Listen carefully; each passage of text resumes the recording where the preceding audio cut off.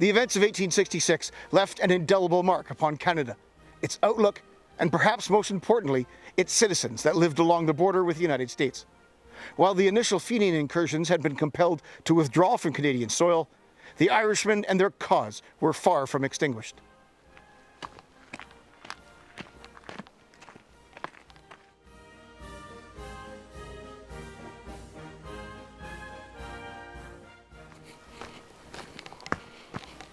As the 1860s waned, rumors and rumblings of renewed Fenian activity began to surface. The new nation of Canada would not have long to wait before her hand was forced to commit to the very first military action ever fought by the fledgling nation. I might remind the viewer that part 1 of this series has already been published and includes valuable background on the Fenian movement and the equipment, arms, and organization of the various forces engaged at Eccles Hill.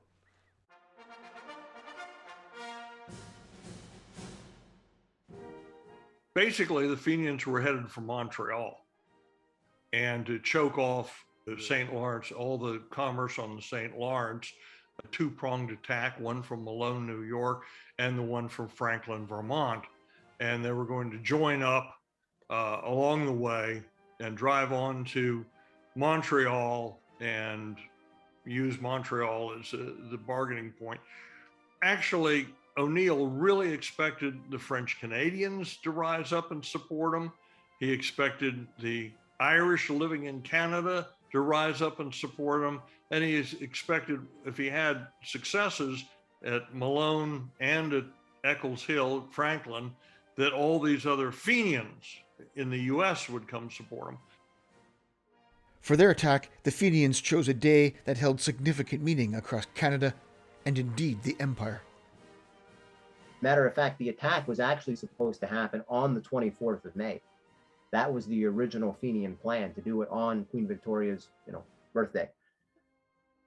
So the Fenians had an objective, they had a date, and importantly, for their forces east of Lake Champlain, they had a location for their attack.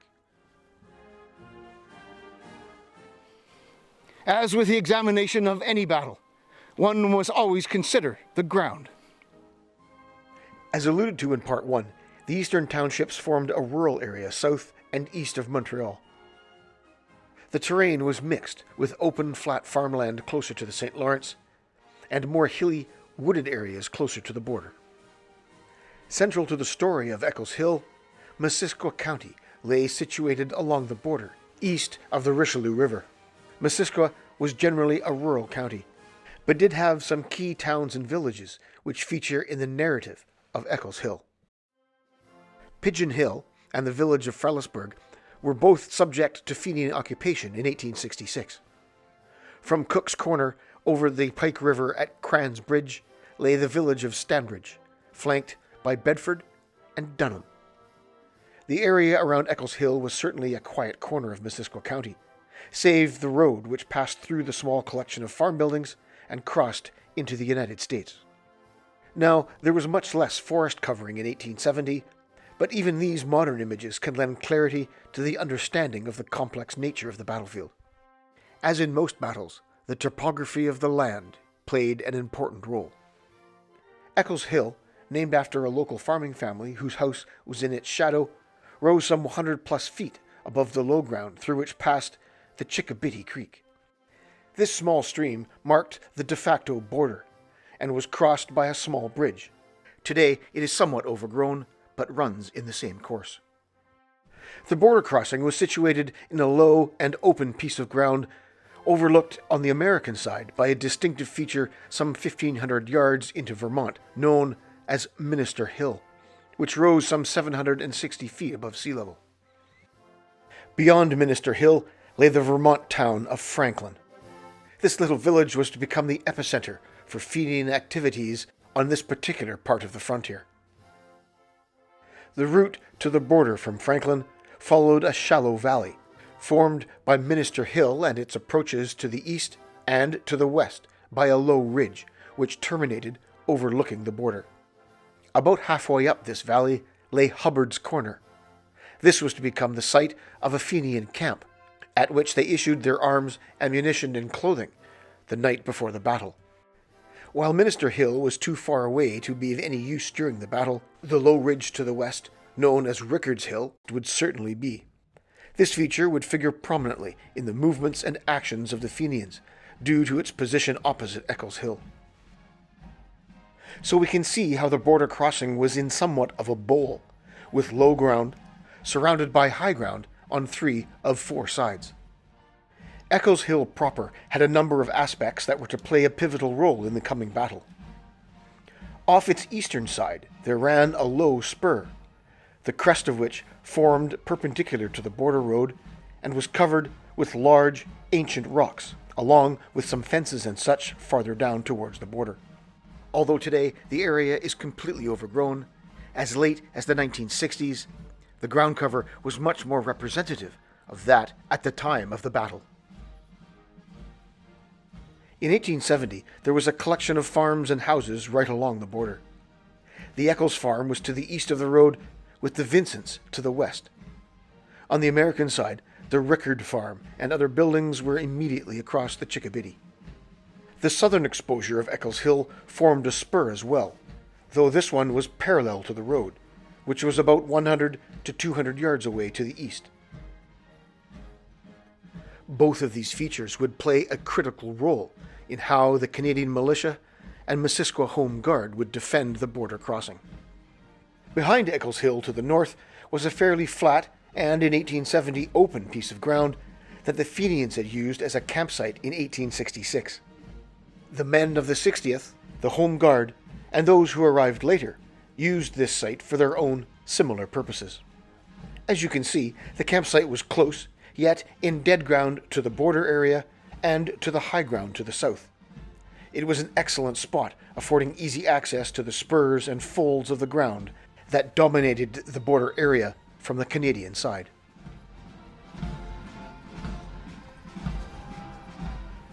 O'Neill and his compatriots had lofty aspirations for this renewed attack. While theoretically significant in breadth and scope, when one considers the much increased scrutiny and monitoring of Fenian activities both in Canada and the United States, it might be understood that the Fenian effort at Eccles Hill was somewhat more modest than had been hoped for. It was, however, far from impotent. Well, O'Neill, General O'Neill by this time, very capable, a former U.S. Army officer, cavalry officer. He had organized the troops to come into both Franklin, Vermont and Malone, New York in his planning. And this time he was keeping it just to New England, New York, Western Pennsylvania, and not going farther afield. Estimates from historians varied widely. There's a big difference in who's saying how many people were where at a particular time. But I think it's safe to say that when the Fenians came across on the morning of May 25th, a day later than they'd planned, that they had up around 600, something like that. And probably about 400 of them were in the area of the Chickabiddy. So while we will never be able to ascertain exact numbers, because most assuredly there were no nominal rolls kept for the Fenians that crowded into Franklin in the days before the attack, we can, from period accounts, derive at least some understanding of how the Fenians were organized and the general numbers to go along with that.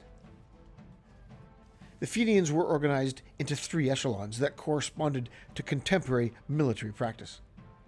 Under the overall command of General John O'Neill, the Fenians broke down into an advanced guard who would lead the attack with about 40 or so men under Captain Cronin.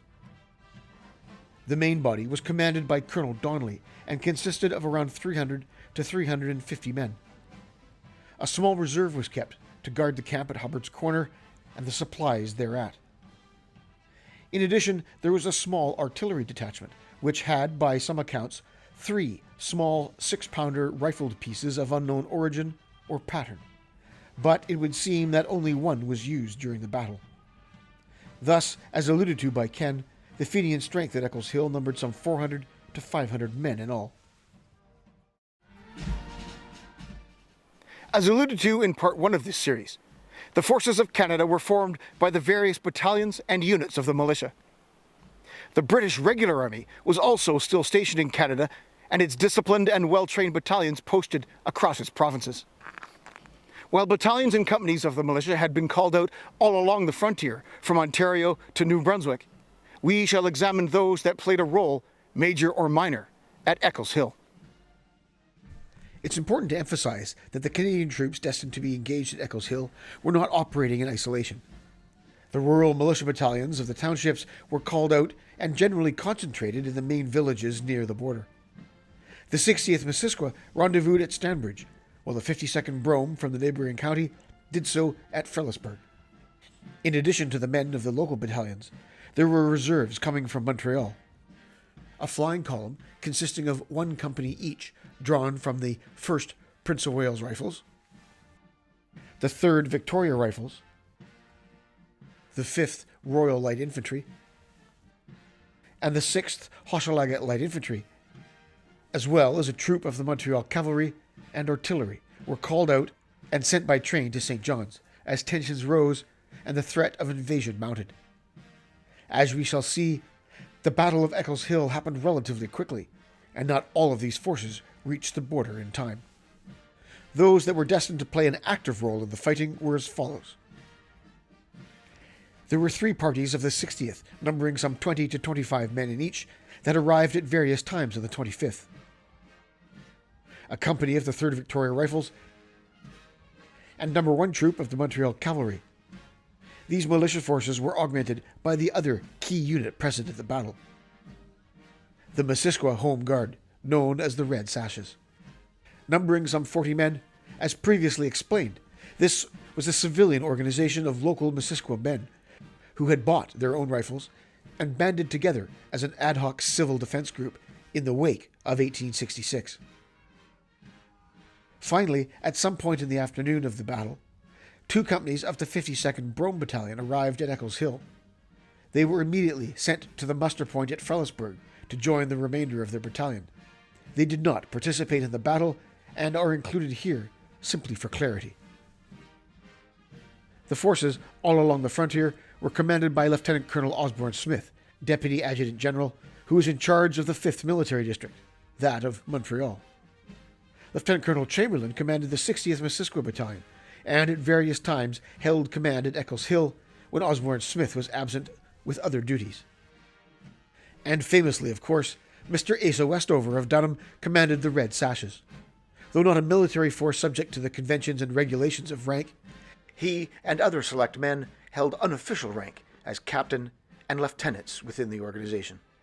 So in all, there were 13 officers and 178 men recorded as being present at the battle, though not all were in action throughout.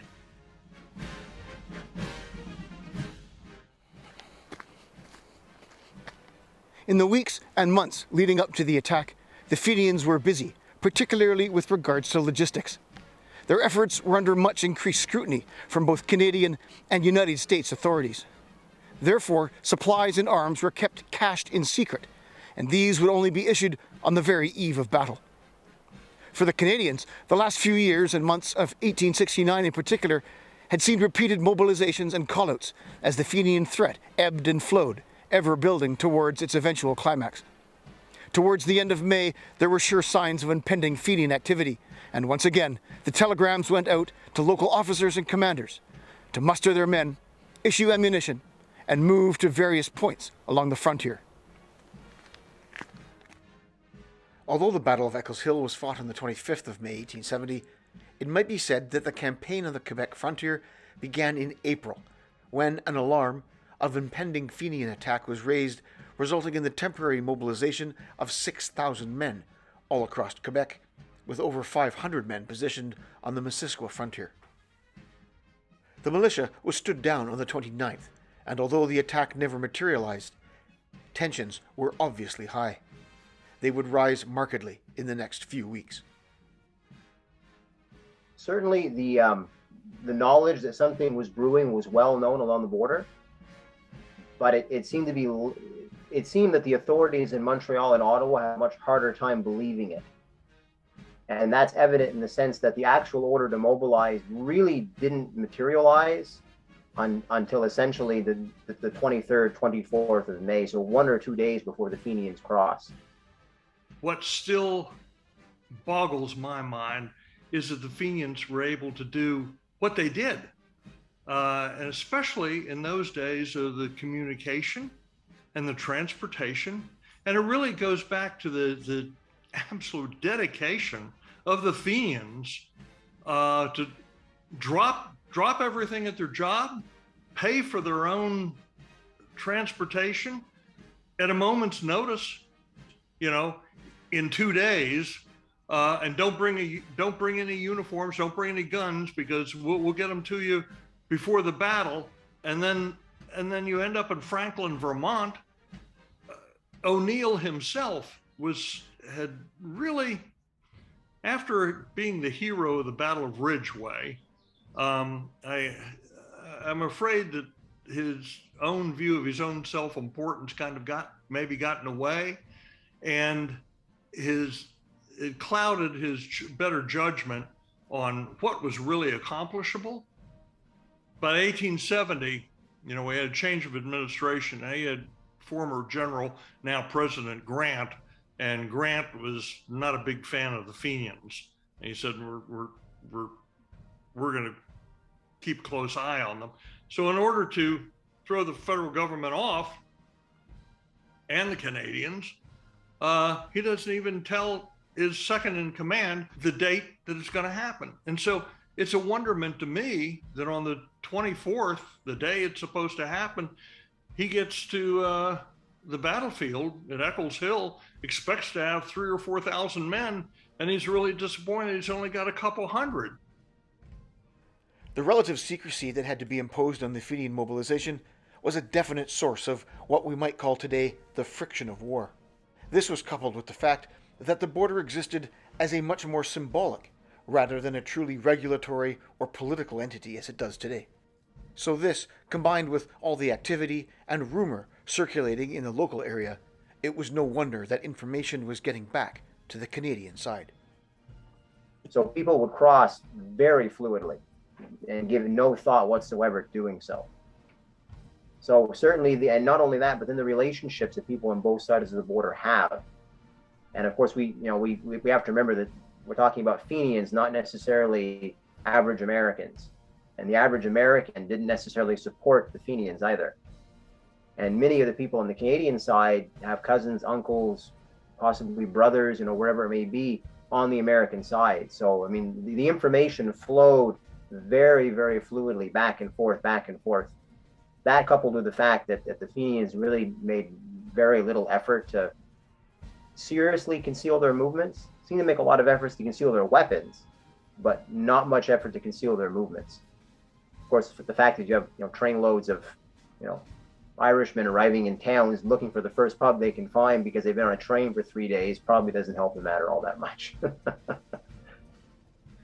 What happened in Vermont was Fenians were just showing up whenever they could, however they could, in civilian clothing, and being pushed out to these camps. And as we've been talking about, being handed a gun. But one of the hallmarks of the Fenians was that during this process in Trenton, they said, the last time we tried this, the federal government could tell the guns were coming because a 10-gun shipping crate looks like a 10-gun shipping crate. It does not look like a basket of oranges. And you can tell exactly what's in there. And so the federal government it was very easy to pick them out. And they said, well, we're going to start shipping these in short crates. Well, how are we going to do that? Well, we'll take the guns apart, and then under the lowest band, under the middle band, actually, under the middle of the three bands, we'll cut the stock, and we'll cut it usually in a V, and we'll take them apart, and then we can ship them in a crate that's no longer than the barrel. Well, somebody's going to be opening the short crates, taking the guns out, there with a screwdriver, these guys are screwing these guns together before they even hand them out. But that's one thing that O'Neill said when we go to Canada in 1870, we're going to have food and we're going to have uniforms and we're going to have all the guns laid out. And that was in his mind, and he was going to have this happen just like magical. It reminds me of a Pennsylvanian's attitude towards Christmas morning. You go to bed at night, there's nothing there, and you get up in the morning, there's a Christmas tree and presents and everything. And I still can't understand how he really thought this was going to all come about, because most of these Fenian units were set up as combat units. It's not like you had the, mess kit repair battalion in the back who's just bringing up chow and cooking and so forth. A lot of this was local Fenian sympathizers, which the Canadians were not very happy about that. And especially the fact that for using their own farm wagons and draft animals to haul, I mean, we're talking 125 wagons just at Franklin alone. 125 wagons full of all this stuff of military equipment and food, and it gets piled up, and all of a sudden these guys just start showing up, and they're rushed up and said, okay, take off your clothes and put on this uniform. And of course, a lot of it's in the dark. And how do you know if it fits?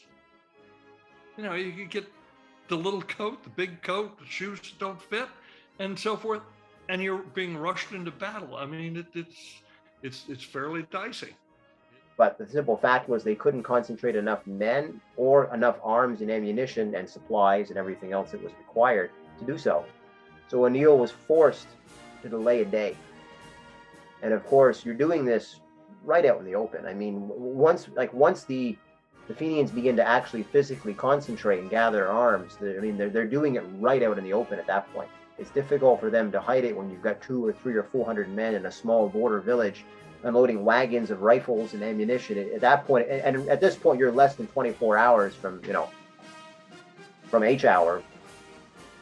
In the face of all this Fenian preparation, the state of the military forces in Canada was somewhat paradoxical.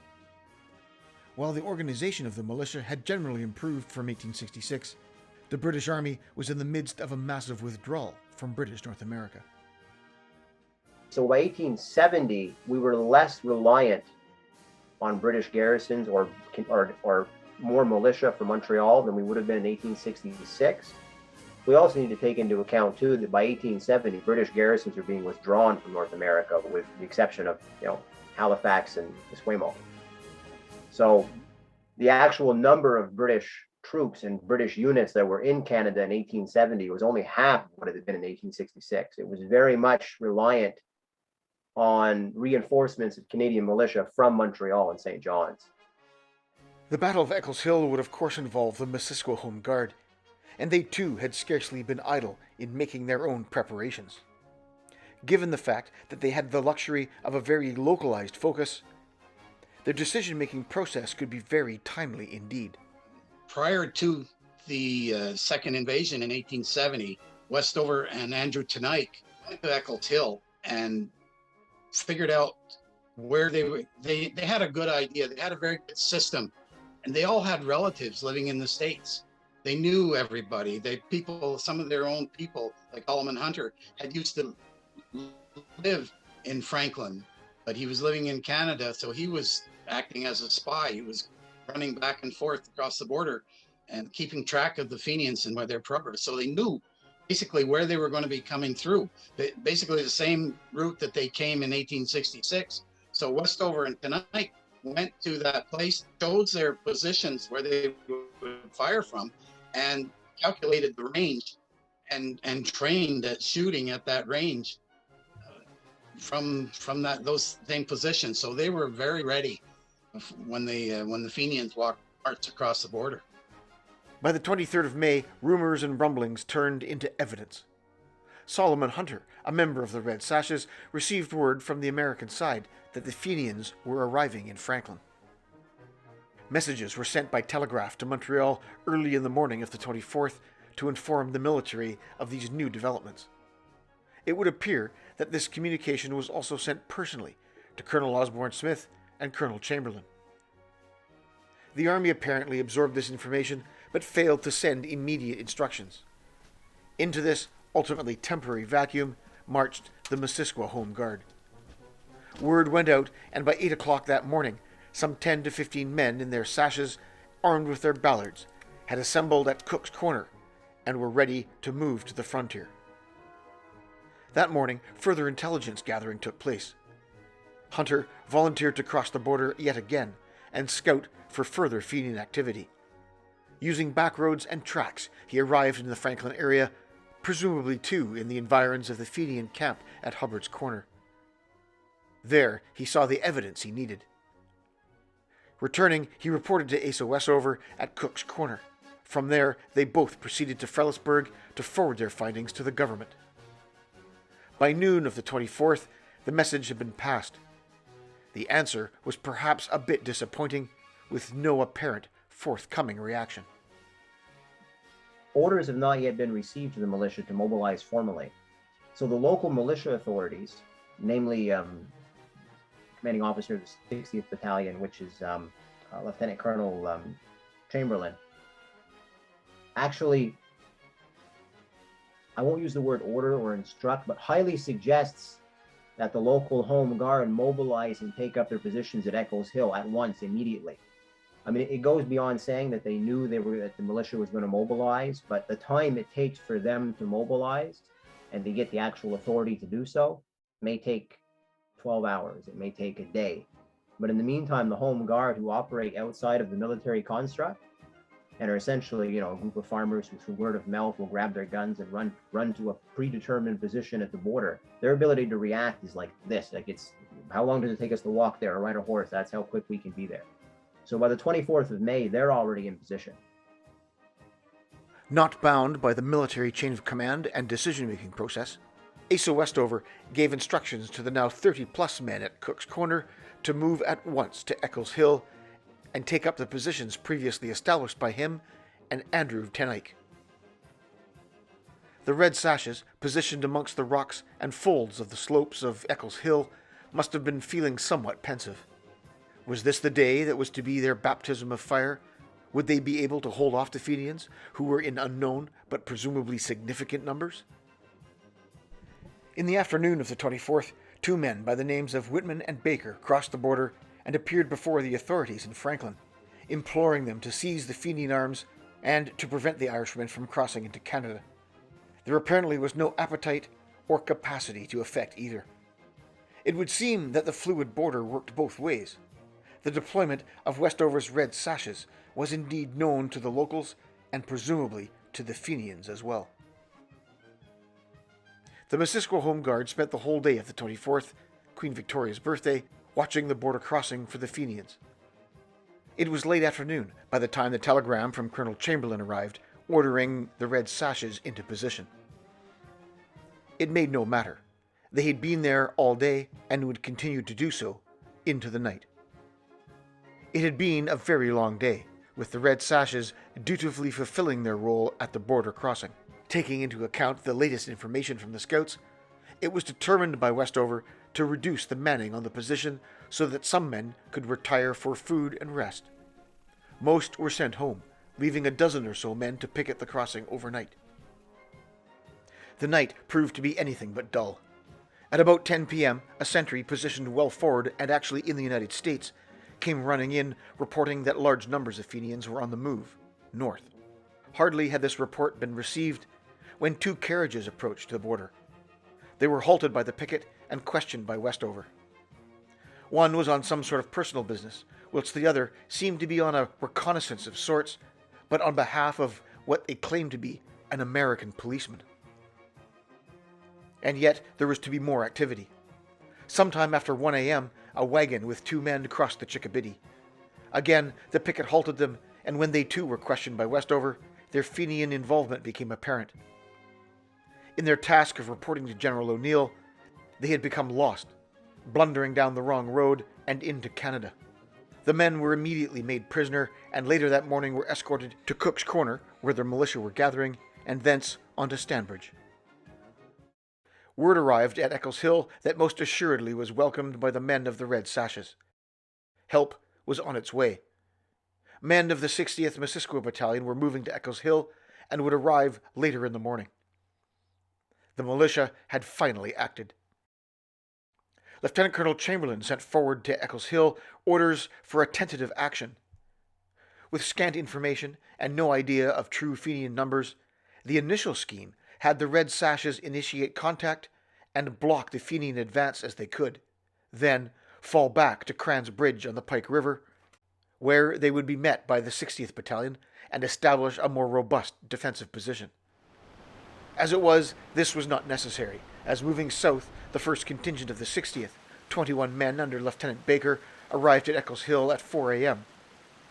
Finally, help had arrived.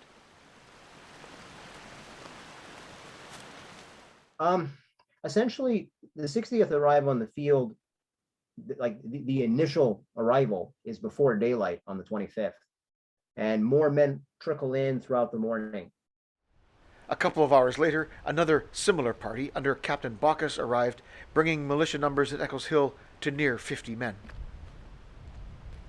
By the early morning, those of the Red Sashes who had left the night before had returned, further augmenting the numbers at Eccles Hill.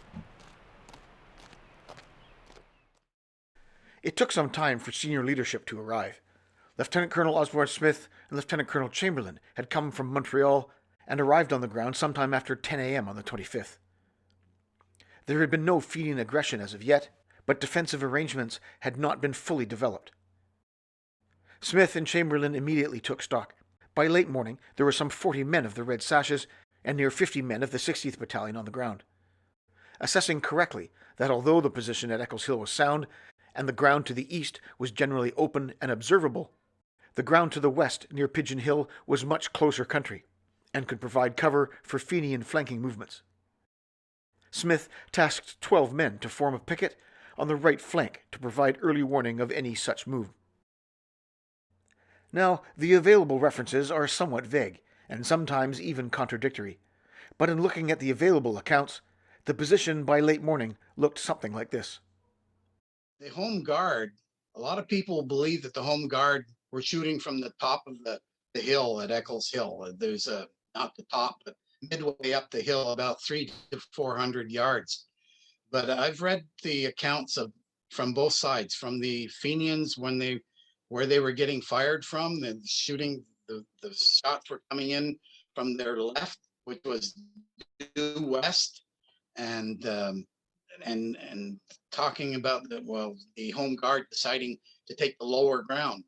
The militia were up on the hill behind the very large rocks. It was a very natural fortification. The men of the 60th Missisquoi Battalion, numbering about 50 men, formed the main blocking position at the crest of the eastern spur, and presumably this extended up towards the hill, as well as forward, to a degree, towards the border. As you can see, this gave the militiamen good arcs of fire to their front, all the way down to and across the border. The Red Sashes, who had been on the ground since the afternoon of the 24th, occupied positions on the southern slopes of Eccles Hill, directly across from Rickards Hill. They may also have occupied positions amongst the rocks lower down as well. Their position gave them excellent arcs into the flank of any incursion coming across the border using the road. When viewed from above, the strength of the position, in effect laid out like an ambush, was strong indeed. As already mentioned, the 12 men taken from the available strength of the 60th were positioned near the Pigeon Hill Road to guard the right flank. Thus, the stage was set for what would become the Battle of Eccles Hill. On the way were yet more men of the 60th, and yet to arrive in the frontier region, the flying column from Montreal.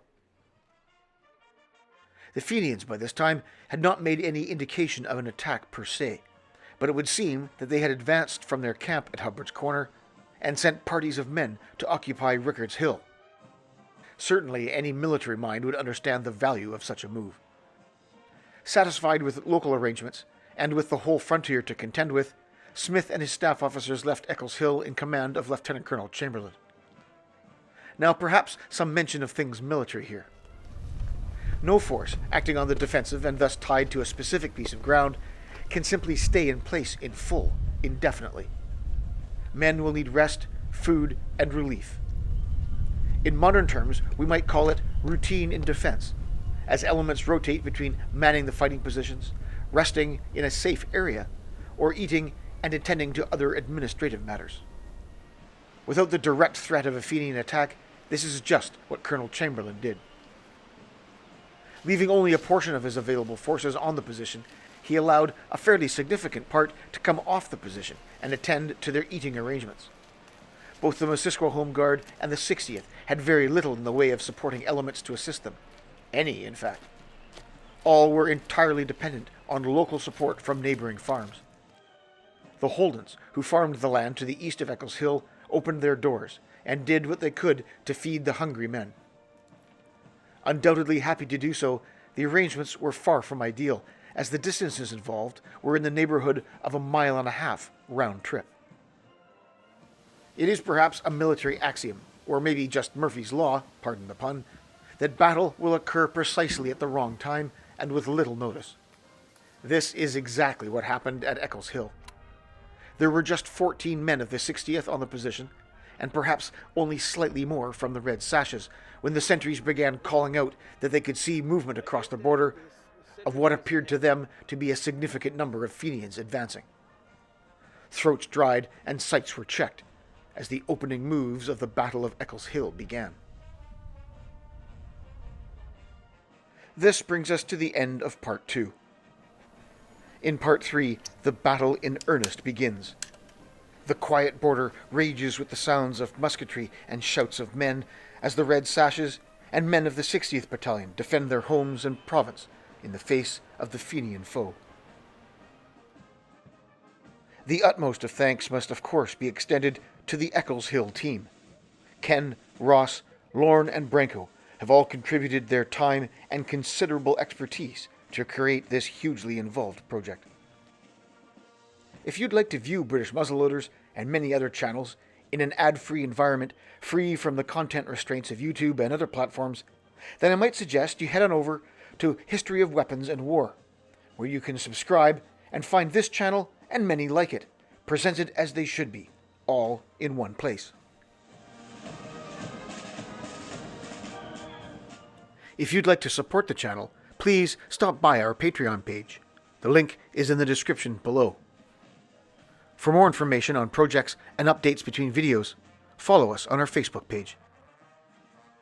What was once Utreon is now Player.